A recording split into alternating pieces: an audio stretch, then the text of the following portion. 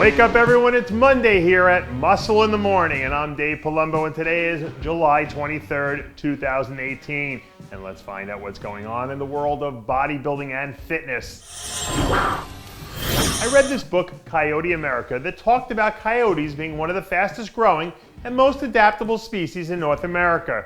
But if I were walking around the strip in Vegas, it's not the coyotes I'd be worried about. It's the thought of running into a Persian wolf that really scares me.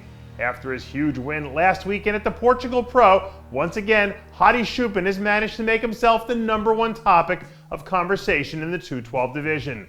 Anyone who saw the photos can attest to the fact that this guy might have some of the craziest muscle density we've ever seen on a 212 athlete. But the fact that his visa status still seems a giant question mark might end up keeping him off the Olympia stage for the second straight year. Whether or not this guy ends up making it to Vegas is really a complete mystery at this point. But I know if I were one planning Flex Lewis's post-show party, I think I'd be keeping my fingers crossed that they don't figure out how to get him here anytime soon. A few weeks ago, Oklahoma City Thunder GM Sam Presti famously said, "Scared money don't make no money."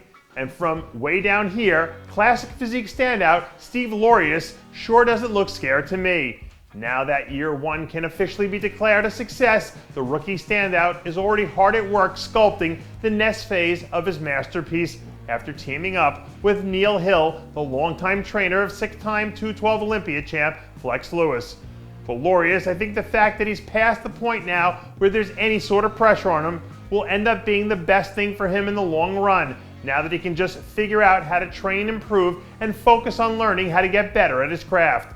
And given how much more room this kid still has left to grow, I think in another year or two, he'll really be ready to step up and tackle some of the more elite guys in the division.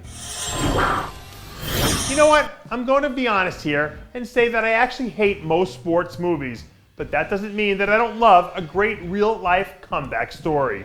And I'll go on record right now and say that there's no better comeback story in the industry this year than the return of Michael Anderson to the men's physique stage. After making one of the most awesome comebacks I've ever seen a few weeks ago at the Chicago Pro, Anderson and his team decided to bring their talents east to the Pittsburgh Pro Masters Championships, which is set to go down in the Steel City 6 weeks from now. To his credit, Anderson looks like he's 90% of the guy he was a few years ago when he was tearing it up on the Olympia stage. And I know I won't be the only one out there rooting for him in Pittsburgh, hoping that he can snag the victory and stand in the winner's circle, bringing this whole thing full circle. You know that story about the 3 pigs and the big bad wolf? Well, I dare a wolf to show up and start huffing and puffing anywhere near Luke Sandoe to see what happens, because this guy is a fully certified monster. This week, the UK powerhouse was spotted destroying another insane back workout as Operation 2019 Takeover starts to pick up some more steam.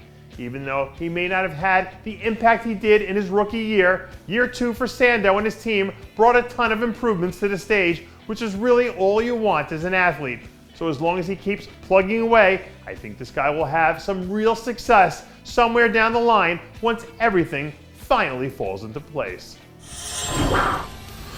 I think if somebody sat down and made a list of athletes who won their pro card at the NPC USA over the last 15 years, you guys would be shocked at how many of today's stars came from that USA circuit. And a little less than 2 weeks from now, species nutrition athlete Dominic Mutascio is hoping to become the next guy to come out of that pipeline and add his name to the list. Back in 2016, it came down to a split decision between Mutascio and eventual welterweight winner Jason Perez, right there on that same USA stage. So you know this time around that he wants to come back to settle a little bit of unfinished business. From a conditioning standpoint, Mutascio is always one of the few guys I've seen who almost never misses the mark. So if he pulls it all together this time, I think it'll be awfully hard to stop him from finally putting an exclamation point at the end of this final chapter. And that does it for yet another edition of Muscle in the Morning. I'm Dave Palumbo, reminding you to always be true to your passions, and make sure to follow us on Facebook, Twitter, and Instagram.